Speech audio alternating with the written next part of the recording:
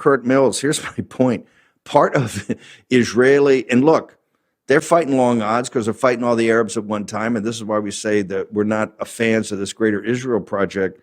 But assassination is part of their, when this thing first started on that first night back in the 12-day war, let's go back to the beginning, they killed the negotiators. They were supposed to have a meeting on Sunday in Oman, Witkoff and Jared. They killed the negotiators as their first blow. When we get to this part, they're trying to kill, they set the thing over. Reason President Trump kind of takes Qatar's side, they went and set a missile over in Qatar to, guess what, get negotiators. They have a history of doing this, sir, and you're going down a very dangerous road. Now we got the President of the United States that's saying, hey, if I'm assassinated, there's going to be 1,000 missiles a day. They're going to hit Iran till we take it off the face of the map. And I would just tell the president, Mr. President, please get a food taster immediately. If you put out a claim like that, somebody may take you up on it. It's a very serious claim, and we got to think about this very seriously. Curt Mills, your thoughts? Yeah, I mean, this is, I don't know what could be more serious than this. What you described there is the rise and kill first doctrine, which was explained in great detail by the New York Times reporter Ronan Bergman in the first Trump administration. Israel has assassinated, we think, more people, more political officials than any, quote, Western government since World War II. So, Israel exists within its own plane. Of course, the allegation funneled by Israeli intelligence and then, of course, expounded upon by their allies in the United States is that Iran is seeking to assassinate the president of the United States. And, we don't know. That's the whole nature of allegations and why allegations shouldn't ipso facto create action or policy. But I think it's pretty conspicuous that those who are most keen on this are, for instance, allies of Mitch McConnell. I thought it was extremely conspicuous this week that Mitch McConnell is on his deathbed or something approaching it. He's not with his wife, but he's talking with former aides about what's the top agenda item? Iran. And, that is put out by, the Scott Jennings person on CNN, and that's injected into the mainstream and into President Trump's vision. And additionally, President Trump's so-called battle instructions or battle plans. Look, I think Trump defies gravity more than any figure in American history. But I don't think that any successor would be at all honor bound to initiate this plan. So I think Vance would do what he wanted. But secondarily, if Vance were honor bound somehow, that creates this, and this is not my observation, Glenn Greenwald, the great journalist, also observed this, that creates the greatest incentive for not Iran to assassinate President Trump, but somebody else. Yeah. So Curt Mills, and I think this whole assassination thing is kind of putting, it's the fog of war. So let's think clearly about this. Because now Scott Bessent pulled off in the direction of the president in the MOU, which, as I said at the time, MOU was a disaster. You're not treat a party call. You're not going to get to a signed document. Because you got warring parties there. You got the Iranians today are officially meeting with Oman about the Strait of Hormuz. The president's given them, I think, a deadline today for them to announce, hey, we're not charging any fees. We're not going to charge any tolls. We're not going to clog it up. Yet the Europeans are coming out and saying, hey, there's got to be a little bit of services provided. We'll do it. Let's just open it up. The economics, we took the foot off the neck on the economic war. We hinted we might give them $6 billion. We hinted they may have control. We would set up some sort of control escrow account for their $100 billion of assets that are around the world. We tried to talk about taking sanctions and sanctions relief and letting them sell oil. All of that should just be broomed away. If you're going to be at war with these people, let's be at economic war. I mean, get everybody home, but don't let it up at all. My theory of the case. Otherwise, you're going to just continue on and on and on in this. Curt Mills, you've been very clear-eyed about all of this. Your thoughts, sir? Yeah, I mean, look, the essential deadlines here are the 60 days that are set by the MOU, notwithstanding that the president himself declared the MOU dead. Clearly that he has green lit or yellow lit people in his own administration to deal with the Iranians. That's what's going on at some level, unclear, in Oman today. Additionally, you have the deadline of the likely Israeli election, October 27th, and you have the US midterms. These are major sort of goalposts that could compel action or lack thereof. I think the neoconservative plan was to sell the president on renewing the war after the midterms. I think this is a craven plan because it hides the agenda from the voters, and the Republicans and whoever pushes this will pay for it in 2028. But that notwithstanding, that was the plan. I have noticed, however, that rhetoric has shifted to quote finish the job. Nikki Haley, Danielle Pletka of the American Enterprise Institute, the whole gang is making the case that we should start a renewed war. I think in August, and a renewed war, there's a ceasefire without much ceasefiring right now, but it's not a full-scale war. A full-scale war looks like a full-scale invasion of Iran. And, I just think that would be unfathomably buffoonish for the United States. Time out. And people have to understand this is the pressure President Trump's under. Hit rewind on that for a second. They're actually advocating an increased military presence, including potential invasion.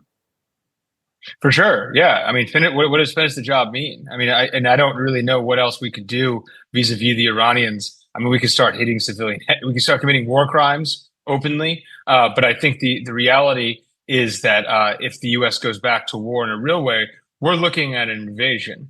And so that's why I believe in either walking away from this conflict entirely or a diplomatic resolution with the Iranians. This is just not America's problem. This is maybe Israel's problem, but it's really a faction within Israel or a perspective on what Israel should do with its future, the Netanyahuist perspective. And they are trying to offload that responsibility onto the United States because they can't take out Iran themselves. Where else they would do it? Curt Mills. Yeah, no, the essential pretext for the war was a lie. There was no imminent threat of a nuclear weapon hitting the United States. And so when you had administration officials talking about bombs over New York or London, it's just not true. The Iranians had enriched uranium to some low level. But remember, the former supreme leader, basically for either a mixture of political or religious reasons, had banned the proliferation of nuclear weapons. We've now removed him. It's very possible his son and or the coterie around him could lunge for a bomb. But the Iranians have made it pretty clear. I mean, they haven't actually rolled like the North Koreans did in the 2000s. They will reach an accommodation with the United States if the United States plays ball. And if the United States wasn't in this entangling alliance with Israel, in which Israel takes way more than they give, I think we'd have a deal inked and we wouldn't be worrying about this, and we'd be worrying about the actual domestic agenda that President Trump won on in 2016 and 2024. And it's just, this is a distraction. This is a massive distraction. The Israeli election is a week before. We're November 3rd. They're October 27th. Am I correct in that? Yes. How big a deal is that? How big a deal is that? Huge deal. It's almost certainly going to be on October 27th. Netanyahu is slated to lose as of now, but I don't ever count Netanyahu out. He's wily as hell.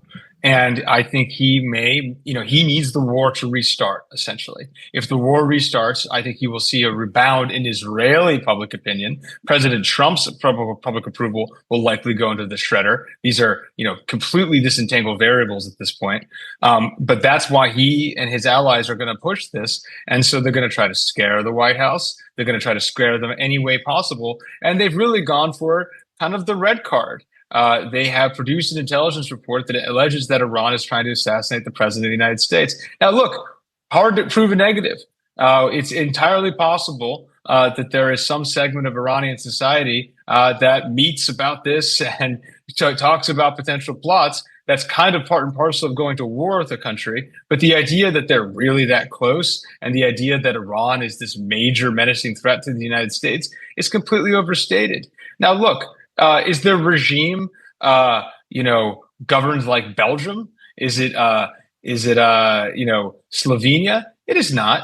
It is a relatively unpopular autocracy, but we have probably made this autocracy more popular with the younger Yeah, people in the national, country. nationalists. All this stuff that Yeah. the old people were talking about the 1980s and the Iran-Iraq War. Now the young people understand the apparent reason that the Islamic Republic exists. Yeah. We've created more enemies than we've destroyed. We've ginned up Persian nationalism. Okay, this deadline, before I let you go, this deadline today, President Trump said, hey, I want you to announce that it can't be disparate, because they're arguing now they're disparate parts, hardliners over there. As we said, you can't find anybody to negotiate with because they're all, you shattered them, so they're all separate. But the president is saying, hey, you got to, by the close of business, on Saturday, I got to hear that Hormuz is going to be free. Am I correct? That's what they're saying.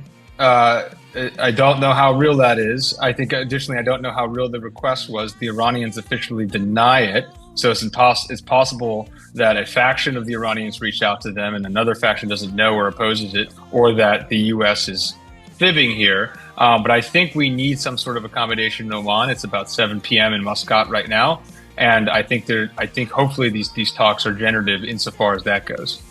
You're the American Conservative, and it's a renowned and revered journal, magazine, online, etc. Right? Started by one of the greats, the lions of the conservative movement that always stood up for America and really knew American patriotism. Could tie it back to every patriot's grave, Pat Buchanan, every patriot's grave back to the founding in the Revolution. Why do people that say they're conservatives like Tel Aviv Levin? Why do these people hate you? You're such a mild-mannered, nice young man, but particularly hate American conservative and really hate Pat Buchanan. Why is that? Because he was right. And unfortunately, the country didn't take his advice in the 90s, and we paid the price for it in the era of globalization. But his prescription, his recipe is still readily available now. And so it's this dangerous stuff for people who want to keep the old guard neocon slop continuing. I mean, the magazine was founded in 2002 by conservatives and friends against the Iraq War, helmed around Pat, but also Scott McConnell, really the first editor, and Taki, whose magazine we actually incidentally recently acquired, and so kind of brought him back home. And so it is almost a quarter century now of prescience, and frankly, a lot of the ideas that Donald Trump himself ran on in 2016. And this is a well-substantiated story. I don't know President Trump to apologize to anyone other than maybe Melania after Access Hollywood. But actually, Trump, the reporting is that he called Pat Buchanan in the summer of 2016, right before you became on the campaign, and apologized for the nasty things that he said about Pat in the Reform Party nomination in 2000.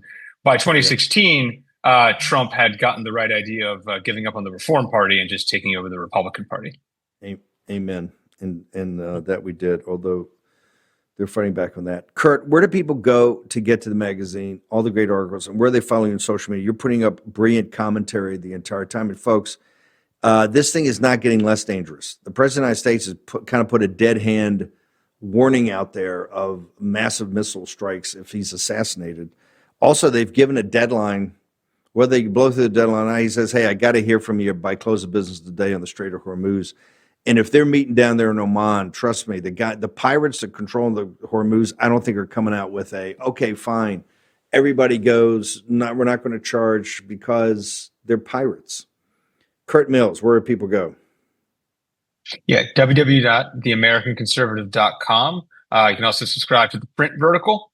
And you can find my own personal work, that represents the firms at Curt Mills, at CurtMils on X and the web. Thank you.